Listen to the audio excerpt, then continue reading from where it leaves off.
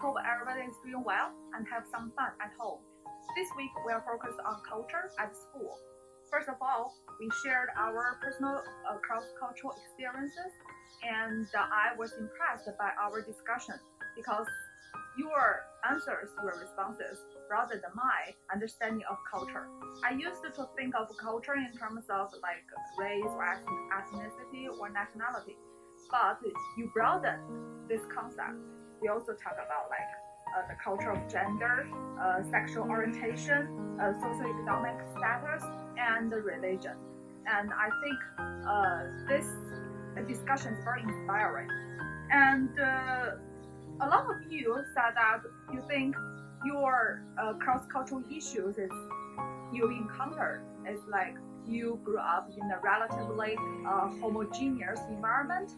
But my idea is like even though we are living in the same cultural group, we still have individual differences between us. So if you look into each person, you will still find some diversities.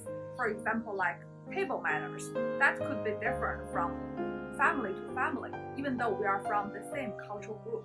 So I think we could also like focus on the small scale differences in cultural groups. You also expressed your opinion on how to deal with cultural issues as a school administrator, a school psychologist, and a school counselor. And I was impressed by your opinions, and I think you connect the cross-cultural issues to your profession very well. We also compare acculturation and assimilation, and I think all of you have had a very good understanding of the differences between them. Some of you have already submitted your exploratory project to explore a cultural group, and I really enjoyed these presentations.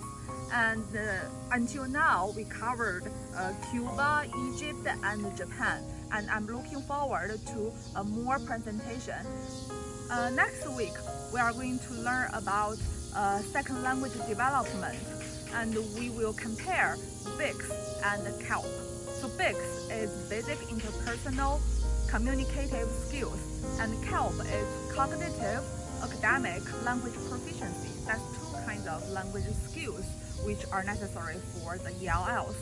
And we will also learn the 5 stages of second language development, so that we will be able to identify which stage the ELLs are at. And we will understand the relationship between first language and second language literacy development. So we will learn about how the first language could facilitate the second language development. And finally, some kind reminders for you. And the exploratory project 2, the deadline is July 5th, this Sunday. So you still have 2 days to work on that. And still do not forget to respond to at least 2 of your peers' responses on our discussion board.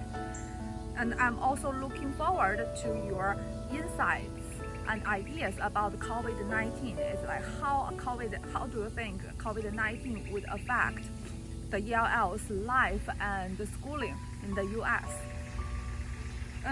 You are welcome to post your answers on the Q&A session under each week's module.